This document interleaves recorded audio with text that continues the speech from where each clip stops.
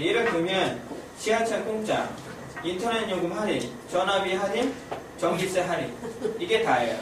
예. 저 개인적으로 버스도 공짜로 해달라고 요구를 했는데 그건 안 되더라고요. 왜냐하면 지하철이라는 건 대도시에만 있잖아요. 그러니까 지방 소도시는 버스로 이게 이동을 해야 되는데 그게 안 되니까 좀 안타까웠고요. 그 다음에 또 하나는 이제까지는 그 보험사에서 F코드라고 해가지고 정신장애인들을 F로 시작하는 코드로 하면 보험 가입이 안 됐어요. 정신장애인 같은. 근데 그걸 이제 없앤다고 하고 있어요. 국가에서. 그래서 J코드로 바꾼다는 얘기가 있는데 그건 더 지켜봐야 될 것 같고. 그 다음에 그 운전면허 적성검사 같은 경우도 왜 생긴지 아시죠? 아실 분은 아시겠지만 옛날에 한 20년 전인가 15년 전인가 여의도에서 택시 운전 하는 분이 이제 여러분 그 롤러스케이트 타는 아이들 치워서 그래서 그분이 정신장애 있다 하면서 이제 운전면허 적성검사 강화가 된 것도 있고요. 예. 그래서 장애인 등록은 여러분들한테 장애인 등록은 그러니까 필수사항은 아닌 것 같아요. 예. 저 개인적으로 집안 형편도 어려웠고 다시 말씀드리면 당사자 운동을 하기 위해서 일부러 한 거기 때문에 꼭 장애인 등록을 하실 필요는 없을 것 같아요. 근데 아까 말씀드렸지만은 그 대학교 입학할 때 쿼터로 들어가고 싶으시면 장애인 등록을 해가지고 장애인 등록은 정신장애 같은 경우는 기본적으로 3급부터 시작하거든요.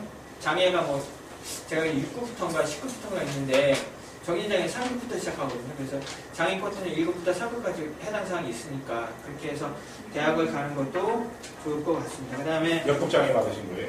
저는 3급이에요.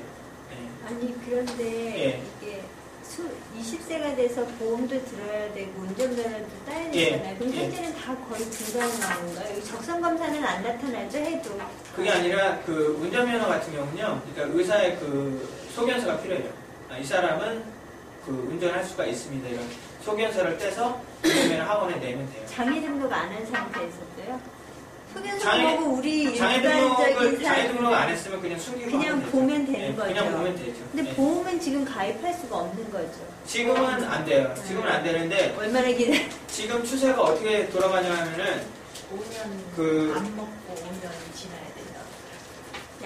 약 의사 처방 지금 약을 먹고 있잖아요. 그게 이제 끊고 5년이 넘으면 없어진다는 거죠. 그리고 법적으로 바뀌는 거. 장애 등록 같은 경우는요. 그 동사무소에다 한 번 한다 그런 게 아니라 2년마다 갱신해서 3번 갱신해야 돼요. 그럼 영원히 장애인으로 굳어져요. 그러니까 해마다 갱신하는 게 아니라 2년에 한 번인가 해가지고 3번을 갱신해야 되니까. 그게 진단 없는 상태에서는 상관없어요. 승인을 내고 그 다음에 이제 근데 이제 없는 상태에서 숨기고 보험을 들었다가 그게 했을 때 그게 나중에 문제가 될 수 있죠. 그러니까 보험은 약을 지금 현재 먹고 있었으면 내가 뭐를 앓고 있나 막 다 쓰잖아요. 근데 그거를 솔직히 안 하면 나중에 사고가 없으면 모르는데 사고가 났을 때 보상을 못 받는다는. 사고라는 게 무슨 교통사고거나 그런 마음이거나 그래도 그게 그래도 나오죠. 그런데 이제 그 국가인권위원회에서 가급적이면 그 보험을 들게 하려고 바꾸려고 노력을 하고 있는 건 진행 상황이고요. 그리고 하나 더 말씀드리고 싶은 건 뭐냐면은 그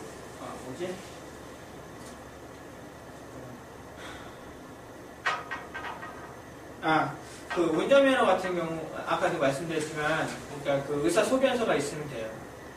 지금 난치성 등록을 해놓고 약을 먹고 있는데 의사 운전면허를 따려면 소견서 갖고 가야 되죠. 지금은 그냥은 안 되죠. 그리고 뉴스 보니까 뭐 운전면허 따는 거 이제 간소화된다고 하더라고요. 이렇게 지켜보시면 되고요. 그 다음에 저기 4번 넘어가기 전에 하나만 더 얘기를 한번 해볼게요. 아까 우리가 이상하다가 어떤 말인가 얘기를 좀 했는데요. 이상하다는 것은 정상과 다르다고 얘기를 했었죠. 근데 이제 정상과 다르다는 건 뭐냐면 어떻게 보면 대다수가 아는 것과 다르다는 거거든요. 그러니까 우리 민주주의 사회가 대표적인 게 다수결 원칙이잖아요. 많은 사람이 지지하면 그게 정상이 되는 거거든요. 그래서 그 병이 왜 생기냐고 했을 때 대다수가 아는데 잘 모르는 거. 예를 들면 국정원 같은 거. 국정원 여러분 잘 아세요? 어떻게 시스템 돌아가는지. 어떤 조직인지 아세요, 여러분? 잘 모르죠? 그러니까 우리 환자들이 생각을 할 때 자기가 감시를 받거나 도청하는 데를 생각을 해보는 거예요. 우리 아버지가 감시하는 건 아닐 거 아닙니까? 그러니까 국정원 같은 거 잘 모르잖아요. 그리고 막 뭐 정보 수집하는 거, 뭐 도청도 한다고 그러니까 그걸 이제 관계사고 시키는 거예요. 모르는데, 그러니까 무지한데, 자기가 알지 못하는데 하고 관계사고 많이 시켜요. 그러니까 예를 들어 그러니까 국정원도 그렇고 신, 하느님 잘 모르잖아요. 신의 존재에 대해서. 그러니까 또 관계사고를 막 하는 거예요. 신이 나한테 어떤 소명을 줬다, 나에게 어떤 임무를 부여했다, 뭐 이런 식으로 관계사고를 하는 거니까.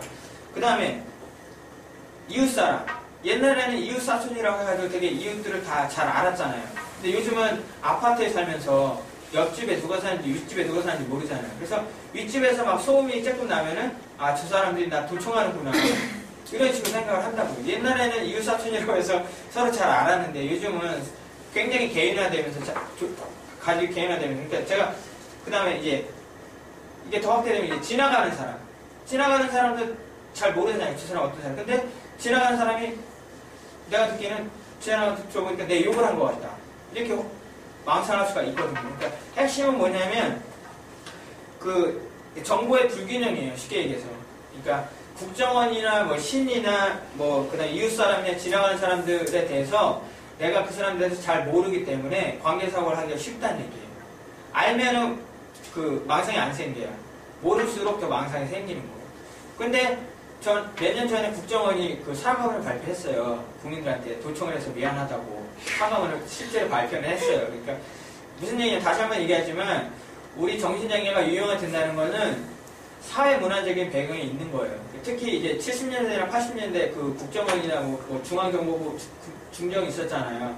그랬을 때는 뭐 그런 망상이 많았고 그다음에 이제 그 우리 사회가 분단 사회이기 때문에 어떤 분 같은 경우는 이제 북한에서 자신을 납치하러 온다 이렇게 망상하는 사람도 있었고 그렇기 때문에 그런 망상의 유형은 어떤 사회 문화적으로 점점 변해간다는 거고 이제 90년대 2000년대 들에서는 하나 주목할 건 뭐냐면 이제 인터넷에서 판타지 게임을 많이 하기 때문에 인터넷 중독이 돼가지고 자기가 판타지 주인공인 것처럼 현실과 그 사이버 세계를 구분을 못하는 경우도 생긴다고 해요. 그래서 정신병이라는 거는 저는 개인적으로 사회 문화적인 병이라고 규정을 하고 싶어요.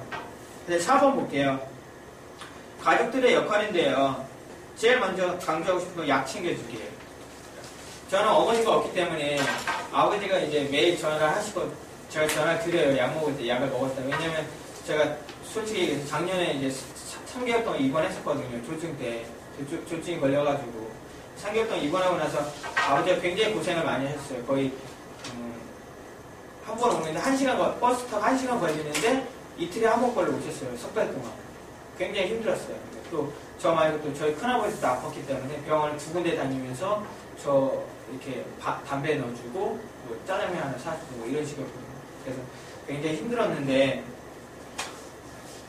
아버지한테 매일 그 약문으로 전화를 하지만 저는 개인적으로 좀 어린애 같은 말이긴 하지만 엄마가 없기 때문에 엄마가 이렇게 딱 컵에다가 물 담아서 약 이렇게 해가지고 이렇게 좀 줬으면 좋겠다 그런 생각이 있어요. 좀 그렇게 좀 약 좀 챙겨주는 사람 없을까?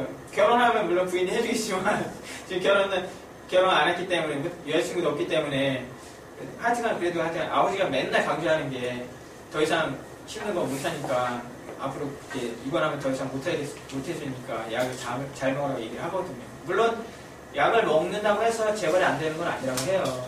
하지만 재발이 되더라도 먹어도 재발을 해요? 먹어도 재발을 할 수가 있긴 해요. 근데 가능성이 적은 거죠. 우리가 보는 건 확률 게임으로 봐야 돼요. 절대적으로 아까 얘기했잖아요. 부모가 두인인데 100% 장이 나온 건 아니잖아요. 50%거든요. 확률 게임이라고. 네, 제가 그 얘기 조금 드리면요.